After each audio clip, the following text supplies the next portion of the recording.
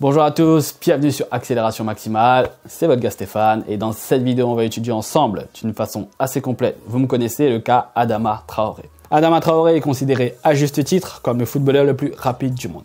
Dernièrement il a beaucoup buzzé suite à sa transformation physique et à sa musculature actuelle qui est quand même assez impressionnante pour un footballeur professionnel.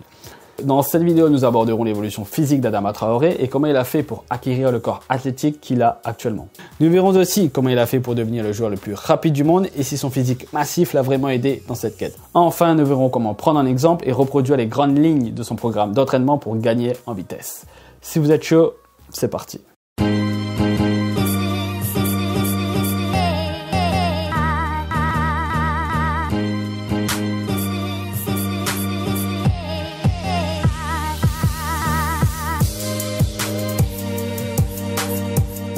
Pour commencer, on va analyser chronologiquement l'évolution physique d'Adama Traoré.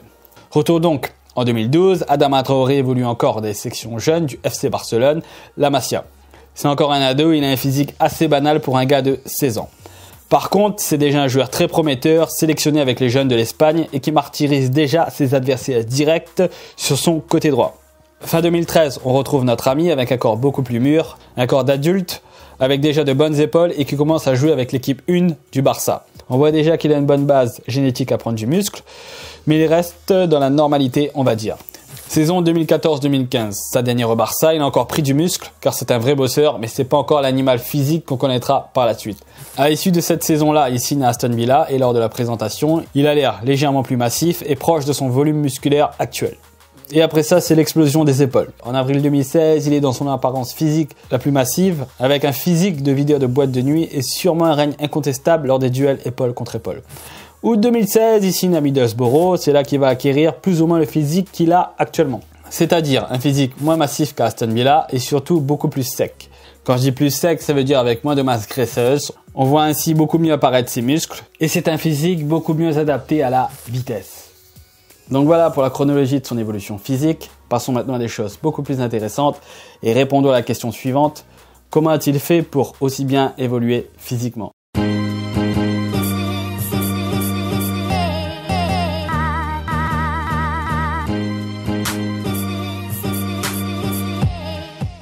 La première chose que je voulais dire concernant son évolution physique est que tout d'abord, elle est remarquable, mais pas si impressionnante que cela pour un athlète de très haut niveau. En ayant accès à tous les équipements, l'encadrement, le matériel qu'ils ont, c'est presque logique une telle évolution. Moi personnellement, je suis un grand fan de sport américain, notamment la NBA, et des transformations physiques comme Adama Traoré, ça arrive fréquemment. Bien souvent, les athlètes, au lieu de se la couler douce et faire la fête, utilisent les périodes de trêve et même parfois les périodes où ils sont blessés pour augmenter leur force, leur puissance, leur vitesse, leur endurance, en un seul mot, leur capacité athlétique. D'ailleurs, Traoré illustre parfaitement cela. Rappelez-vous la période où ses épaules avaient explosé. C'était juste après la plus longue blessure de sa carrière, une fracture du pied en 2016 qui lui avait valu 3 mois d'arrêt. Ne pouvant correctement utiliser ses membres inférieurs durant cette période de 3 mois, on voit bien qu'il en a profité pour travailler intensivement le haut du corps. Après, il faut être honnête les gars, se mettre une chose à la tête. Si tu compares les footballeurs avec des athlètes de football américain, de rugby, d'athlétisme, et même parfois de basketball, ils sont parmi les athlètes les moins forts et les moins puissants.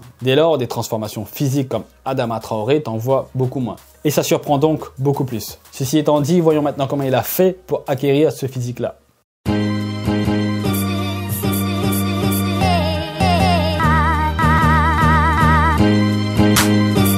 Eh bien c'est simple, il a juste appliqué 3 principes fondamentaux pour prendre de la masse musculaire. Tous ceux qui ont pris de la masse musculaire ont appliqué ces 3 choses-là. Se mettre en situation de stress mécanique, se mettre en situation de stress métabolique et surcharger progressivement. Pour résumer ces 3 choses, on ne va pas rentrer dans le détail, sinon la vidéo va durer 100 000 ans et c'est pas le but. Vous devez soulever une charge suffisamment lourde, suffisamment longtemps, suffisamment fréquemment et suffisamment intelligemment en termes de temps de repos et du choix de la charge pour provoquer l'endommagement optimal de vos fibres musculaires. Ce qui forcera votre corps par la suite à les réparer et à les faire grossir. Il n'y a pas de secret, même si lui dit l'inverse, il a travaillé dur et il a souffert pour se bâtir ce physique-là. Après, suivant ce que vous mangez, suivant les compléments alimentaires que vous prenez, suivant la génétique que vous avez, suivant l'hygiène de vie que vous avez, les gains de masse musculaire seront plus ou moins rapides et importants.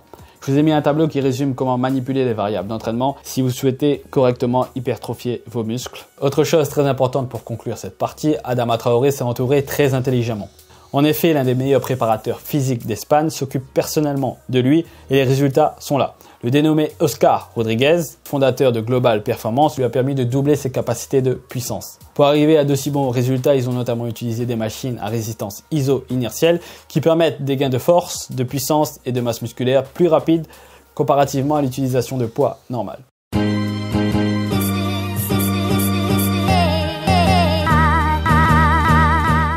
Pour être capable de courir plus vite, il y a 5 principes fondamentaux que j'ai déjà expliqués dans une précédente vidéo. Si vous appliquez ces 5 principes-là, vous serez capable de courir plus vite, c'est garanti. Et Adama Traoré, lui aussi, a forcément appliqué ces 5 principes-là. Donc, le premier principe, c'est augmenter sa force maximale. Et ça, Adama Traoré l'a forcément fait. D'une part, en voyant sa transformation physique, c'est l'une des premières choses qui est mise en évidence. Mais aussi, on sait que durant son adolescence, il a suivi un programme de renforcement des membres inférieurs, notamment des ischio-jambiers, car il était sujet aux problèmes de genoux. Deuxième principe, augmenter sa puissance. Là, c'est son préparateur physique Oscar Rodriguez qui nous renseigne. En effet, dans une interview, Oscar Rodriguez a dit qu'il avait permis à Adama Traoré de pratiquement doubler sa puissance musculaire, passant de 590 watts puissance à plus de 1000 watts. Troisième principe, améliorer sa mécanique de sprint. Ça, il l'a fait aussi, et comme Cristiano Ronaldo avant lui, il a fait appel à un sprinter médaillé olympique, Darren Campbell, qui lui a donné quelques conseils pour courir plus vite. Quatrième principe, améliorer sa flexibilité. Ça, je le pense, mais je ne peux pas le prouver. Mais en tant que footballeur de haut niveau, avec l'équipe de travail qu'il a dans son club et son équipe de travail personnelle, et avec le peu de blessures qu'il a eu, il est pratiquement sûr qu'il fait du travail spécifique de mobilité. Cinquième principe, sprinter régulièrement avec une intensité maximale. Ça, il doit le faire entre 3 à 6, 7 fois par semaine, facile. Dans ses entraînements avec son club, dans ses matchs, dans ses entraînements personnels. La question qui se pose maintenant, c'est est-ce que son physique massif l'a vraiment aidé dans cette quête d'être le joueur le plus rapide du monde?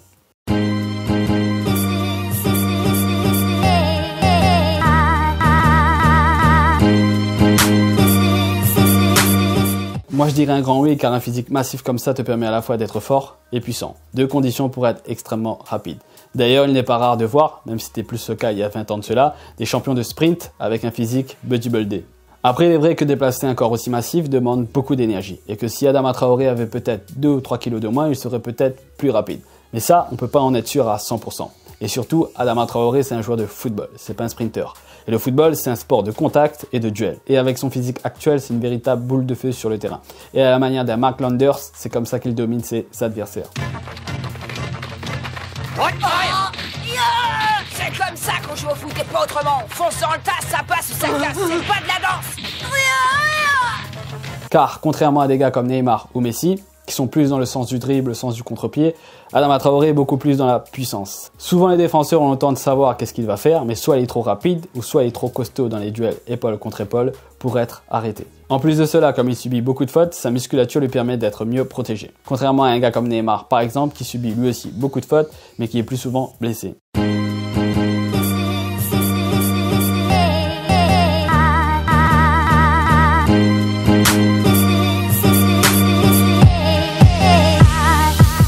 L'objectif de cette dernière partie, c'est pas de reproduire à l'identique le programme d'entraînement d'Adama Traoré. Ce serait impossible. Car d'une part, ce serait trop onéreux, et d'autre part, on ne connaît pas précisément son programme. On a juste quelques vidéos qui ont fuité, mais c'est trop léger. Plutôt, je vais vous donner les 3 choses qui pour moi ont le plus impacté sa vitesse et que vous pouvez répliquer. La première chose, renforcer ses ischio-jambiers. Dans sa période à Barcelone, dans la Masia, Traoré avait des problèmes de genoux.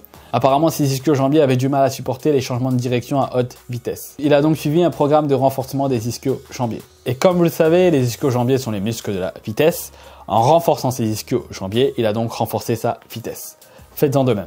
La deuxième chose, s'entraîner en explosivité et en unilatéral. Vous le voyez dans les vidéos qu'on a vues sur les réseaux sociaux, Traoré il y va souvent à fond avec le maximum d'intensité, le maximum d'explosivité et souvent en unilatéral. Et c'est pas un hasard car sprinter c'est avant tout une action unilatérale où vous enchaînez les foulées les unes après les autres. Ce travail en explosivité et en unilatéral lui permet donc d'avoir des foulées plus explosives et donc de courir plus vite. La troisième chose, faire du travail excentrique.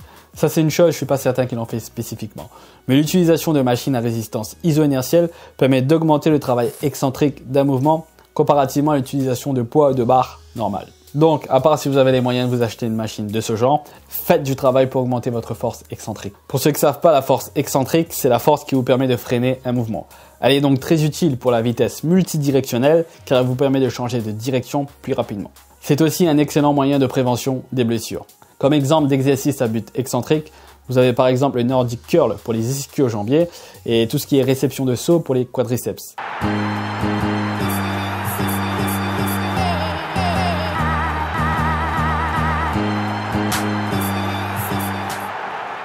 Voilà, on arrive à la fin de la vidéo pour conclure sur Adama Traoré. On peut dire que malgré son talent génétique de vitesse, il a travaillé dur dès ses plus jeunes années au Barça pour transformer cet avantage génétique en une arme de destruction massive sur les terrains de football. Comme d'habitude, si la vidéo vous a plu, likez-la, partagez-la, abonnez-vous si ce n'est pas encore fait. C'était Stéphane d'Accélération Maximale. Portez-vous bien, entraînez-vous bien et on se revoit bientôt.